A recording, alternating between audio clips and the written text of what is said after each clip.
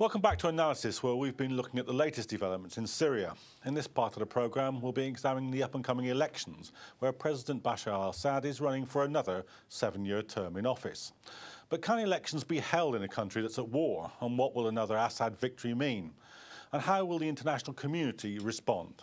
Well, my guests from the studio are still with me, and in this half we're joined on Skype by Mimi Al-Aham, who's a Syrian political commentator. And welcome back to the programme. So, I mean, this set of elections, they can't be really taken to mean very much in democratic terms, can they? Absolutely. I mean, how on earth you can hold a presidential election in a war zone? This is the question. And the other thing, I mean, is it appropriate is it appropriate to ask Syrians to go and choose their next leader while they are living while they are surrounded by death, hunger, and fear of retaliation? This is the question.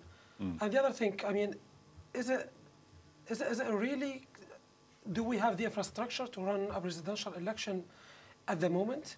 And after 3 years of a war, of Assad's oppression against the Syrian people, are the Syrians mentally and emotionally ready to go and vote? Absolutely not. Dr. Fikri, what do you think about the legitimacy of these elections? I don't think that it has any credibility at all. After 3 years of war and the damage and 300,000 killed, 7-8 million now are immigrated, I don't think that this is at all a way to say that we can do an election.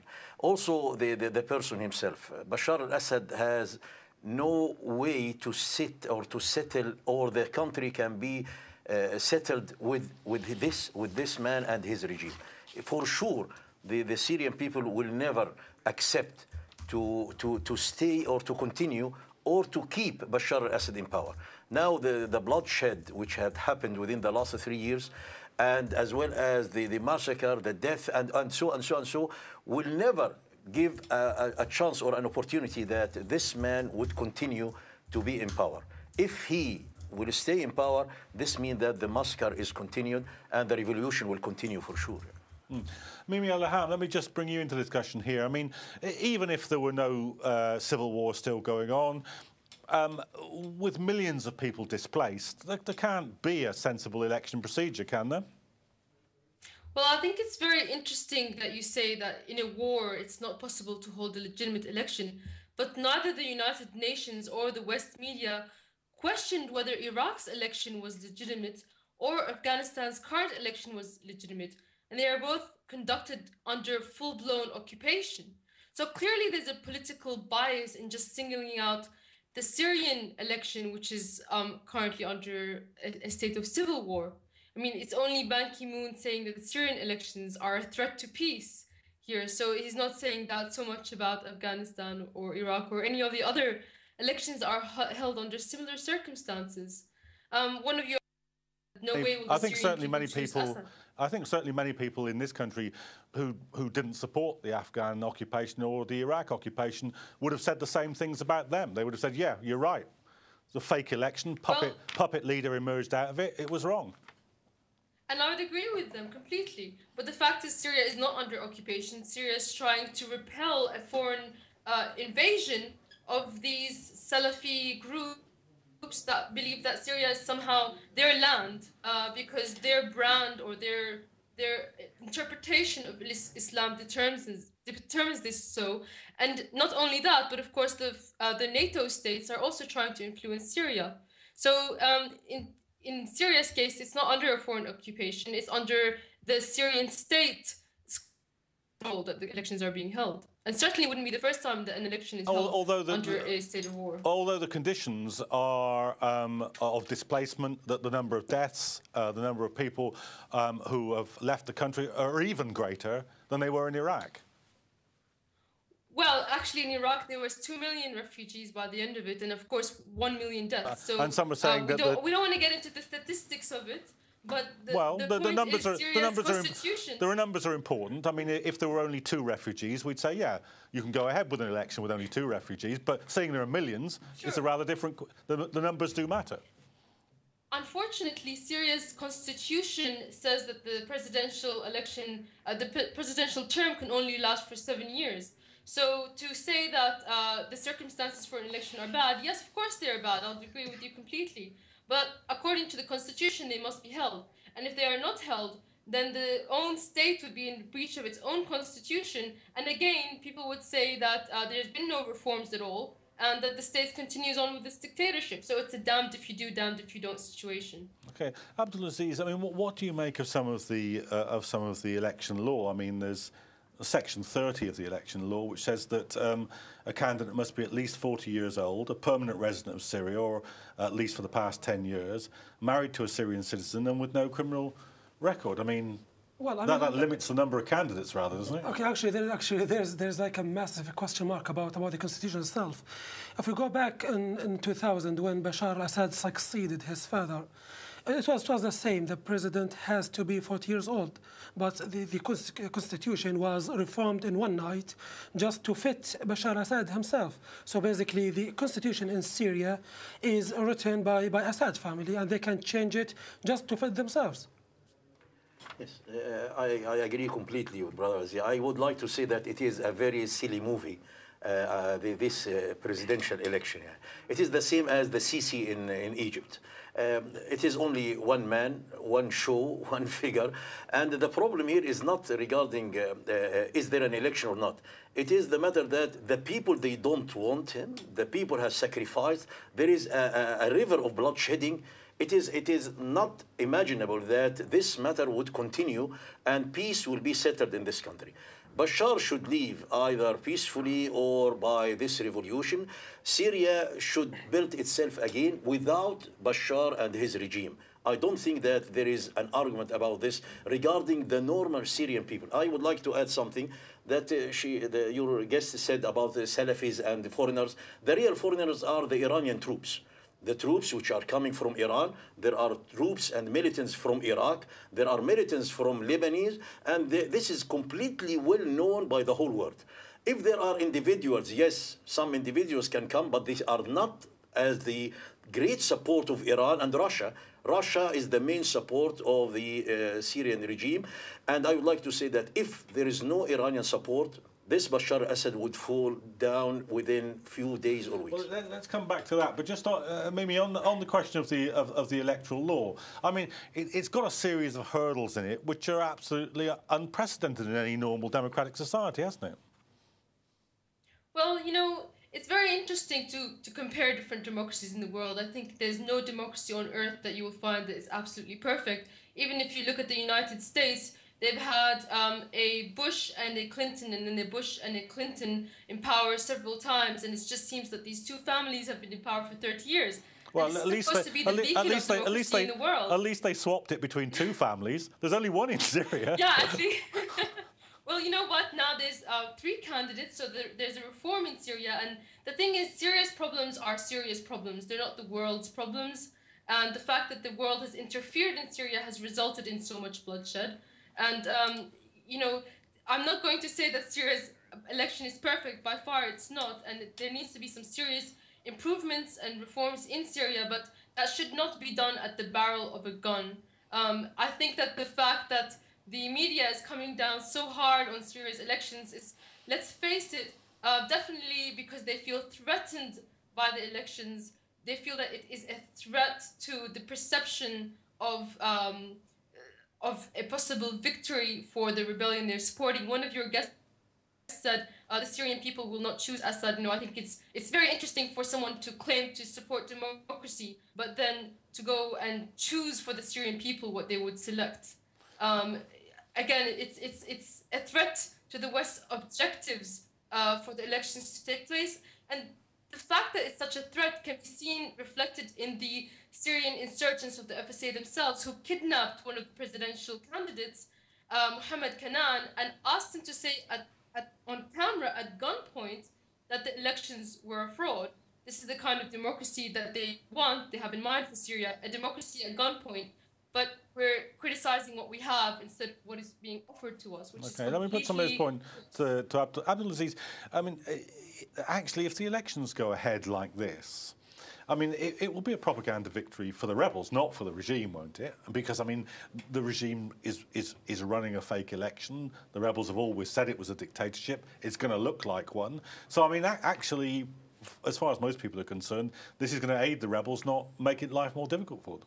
Well, the thing is, I mean, everybody knows around the world this is such a joke. This is not an election, and it is kind of madness to hold an election in Syria nowadays. But I think Assad, by standing to the presidential election, he wants to secure his position in the presidential palace for 7 more years, just to give him some legitimacy. Okay, I was elected by the Syrian people, and we all know the election will be held in just certain areas in Syria. The other thing, he wants to secure himself a position as a counter-terror partner with the West. But while the fact is he released a lot of extremists from his jails at the beginning of the revolution, and we have them now in Syria, which is called ISIS. The majority of them were in Assad's jails. He released them, and they are cooperating with him, and they are in a state of war with the FSA. So basically, any result, any outcome of this election should be dealt with as shouldn't be legitimate. The UN, the international community, must deliver a strong message. This election is fake and invalid. Do you think that we've talked about the refugees that are outside the country, but there's 6 million people displaced within the country. I mean, there's no way of having a serious ballot, is there? I think this is a very important issue and point. How are you going to make the voting, and who are going to vote? Now, more than the UN now statistics, they said that more than 7 million have been already displaced outside Syria, in the borders with Turkey, with Lebanon, and then Jordan, and everywhere nowadays, 7 million at least. And they said this is the highest immigration displacing people in the last century. Number two, the people even in Syria. How can you, let us ask them, are you going to vote for the man who killed your parents, your brothers, the man who imprisoned hundreds and thousands, the man who is a real dictator, who put Syria on the ground for years and years? There was no presidential election for 40 years at all.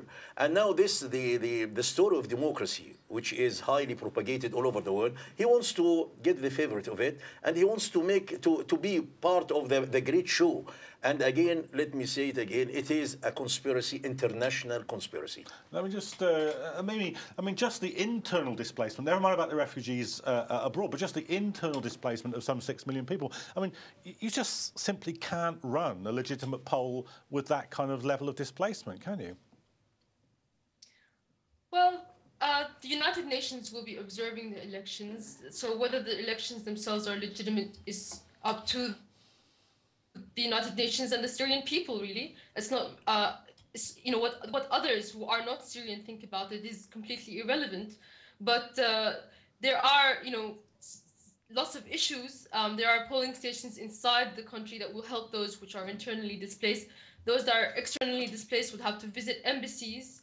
As a part of the Syrian diaspora, I will not be able to vote because the embassy in my country has closed down. So there are all of these problems with the election, but the alternative that is being offered to us is a selection by the United States and Saudi Arabia, puppets that are being imposed on us, such as Ahmed Jarba. And this is clearly, the Syrian election it's clearly the better of the two offers that are being, given to the Syrian people. I mean, Abdulaziz, the opposition would be stronger if that charge couldn't be made against it. If the charge of, relating to the Americans, relating to the Saudis, if the opposition could say, that's why we boycotted the Istanbul talks. We never went to the Istanbul talks because this kind of thing would be said.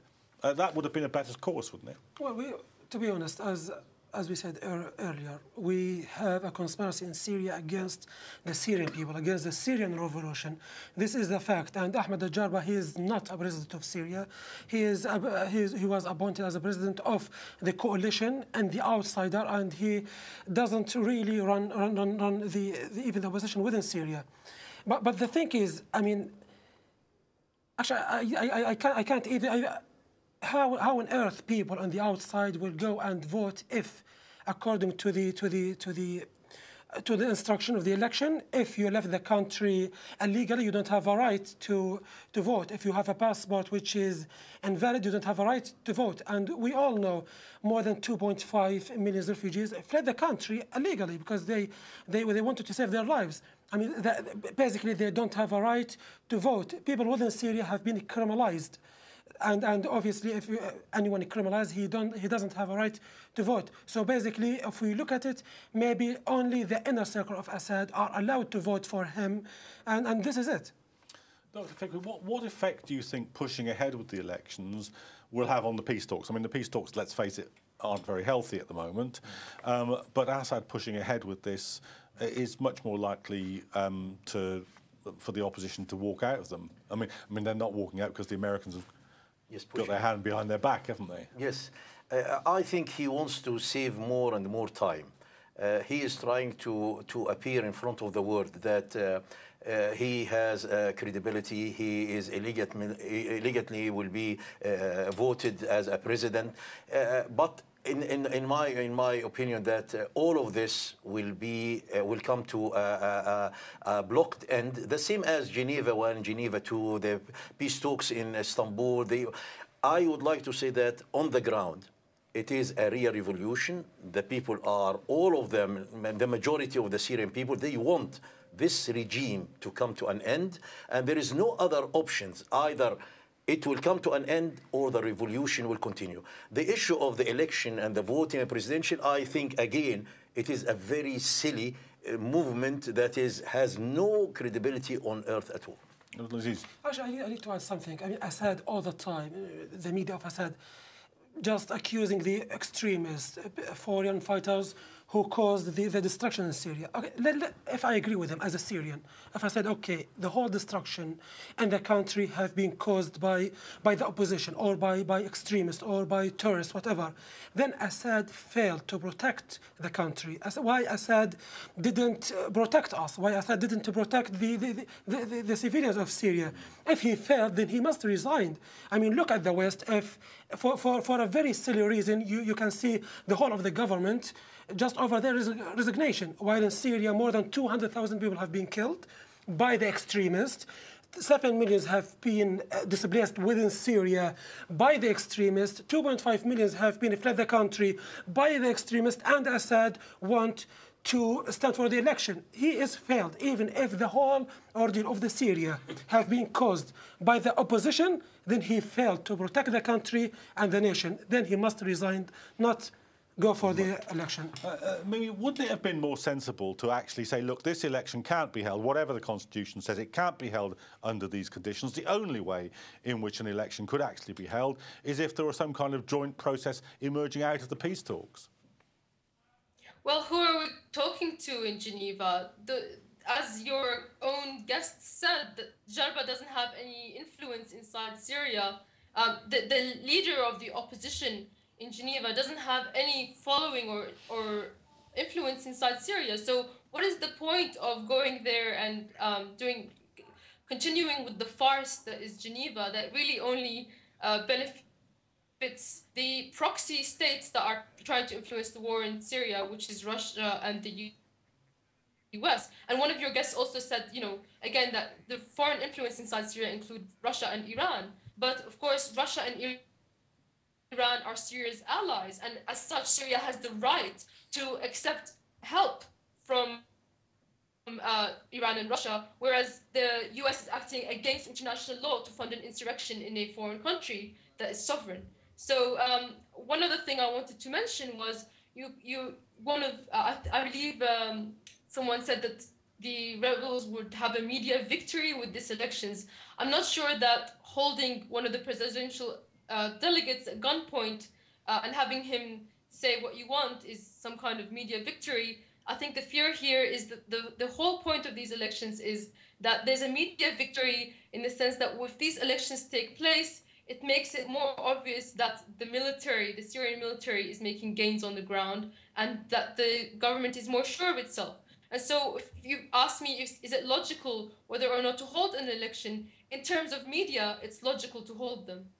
Okay. Abdulaziz, do you think that the fact that this crisis is now running in parallel with the crisis in Ukraine may make for